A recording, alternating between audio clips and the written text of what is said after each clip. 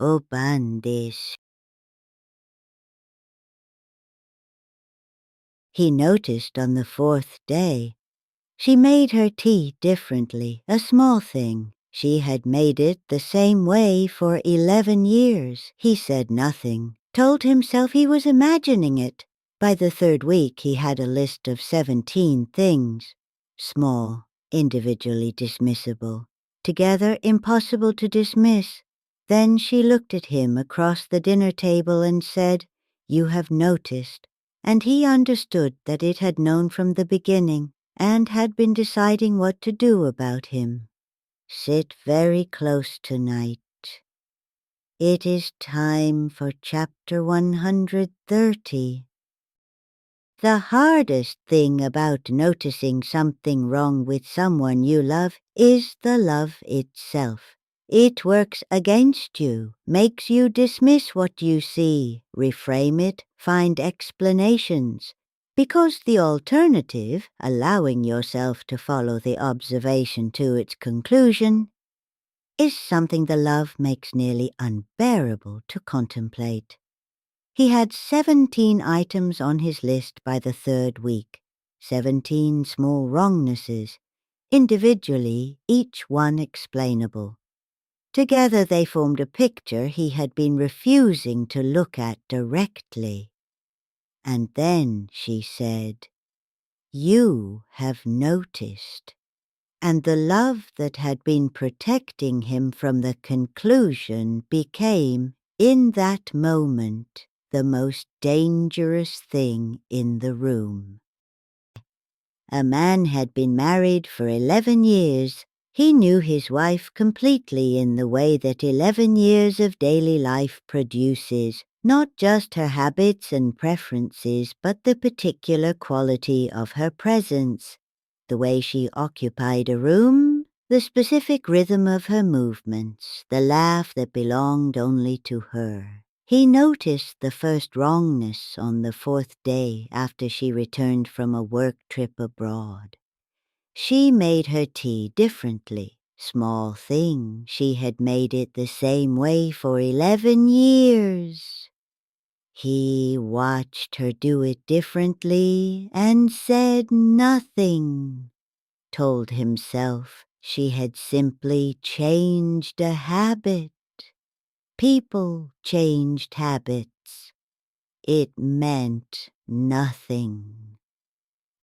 The list grew without him intending it to. He was not looking for wrongnesses, simply noticing them in the way that deep familiarity with a person makes noticing unavoidable. She laughed at the wrong moment during a film they had seen before. She did not remember a restaurant they had been to twice. She knew the name of a colleague he had never mentioned to her. She made her tea differently every morning. He said nothing about any of it, told himself each item was explainable.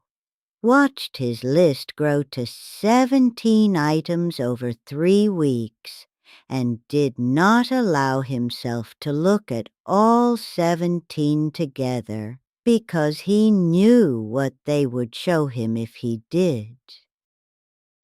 If these stories have found their way to you, if you find yourself returning to this quiet room, there is something small you can do. Like and subscribe.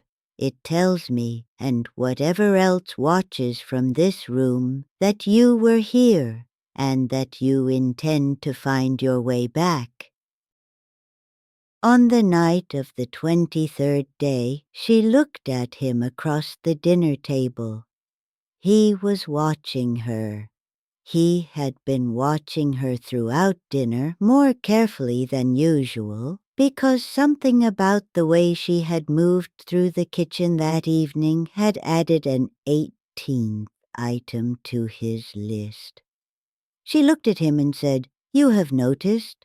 Not as a question, as a statement. He sat very still. She continued eating. The particular wrongness of the moment, the calm with which she said it, the return to eating as though nothing had been said, was the 19th item and the last. He understood, sitting at his own dinner table, that whatever had been living in his house for 23 days had known he had noticed from the beginning, and had been deciding across 23 evenings of dinner and television and the ordinary routines of a shared life what to do about it. Shakkoi, that calm, cold in a way that 11 years of love could not warm. I wonder, have you ever noticed something wrong with someone close to you and said nothing? Not because you doubted what you saw, but because you loved them too much to follow the observation where it led? Perhaps you are still not saying it. Granny is always listening.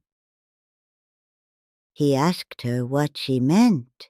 She looked at him with an expression he could not read, not because it was inhuman, but because it was too careful, too considered, the expression of something that has been studying human expressions and is producing one deliberately rather than naturally. She said she had not decided yet. He asked what she meant by that. She said decisions like this required consideration, that she had been considering, that she would let him know. She went back to eating.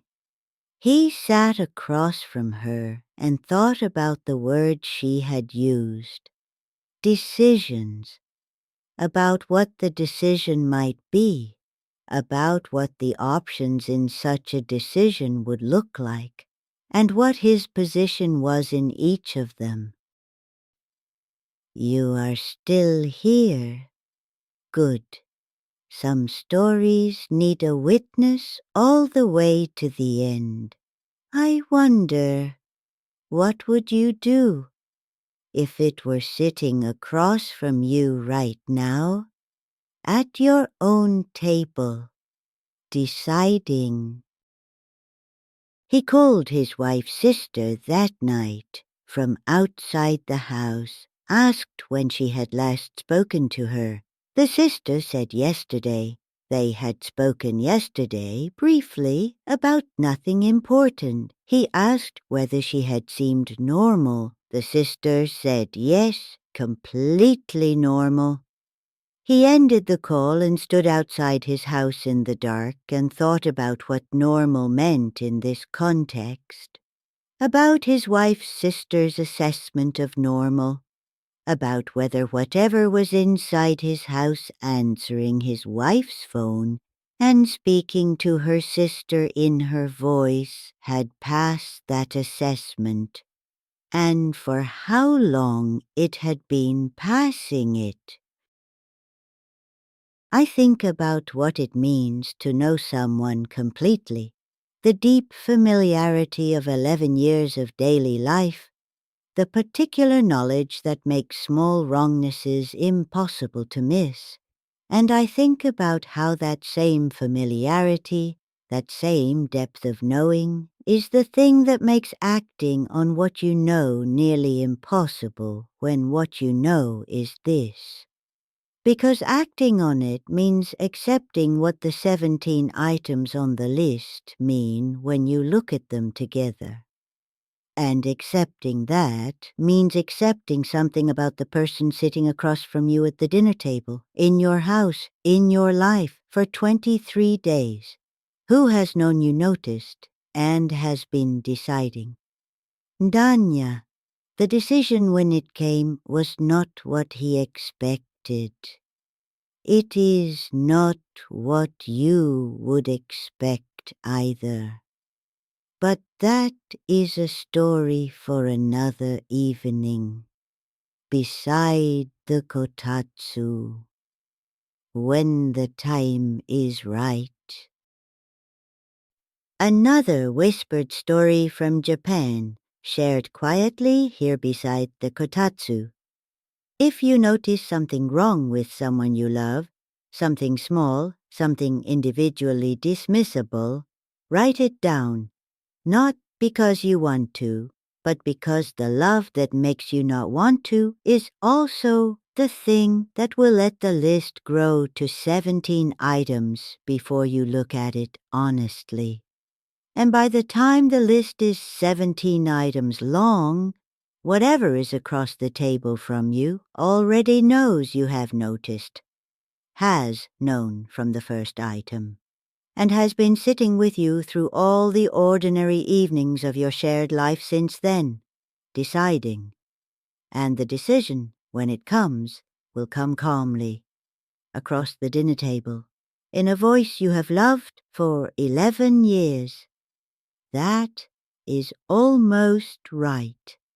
That has been almost right for 23 days. And that says, you have noticed, not as a question, as the beginning of whatever comes next. If this story stayed with you, if the dark or the shadow feels a little closer tonight, you know where to find me. I am always here, beside the kotatsu, watching, waiting. And if you wish others to find their way here too, there is something small you can do. Like and subscribe. I would not object.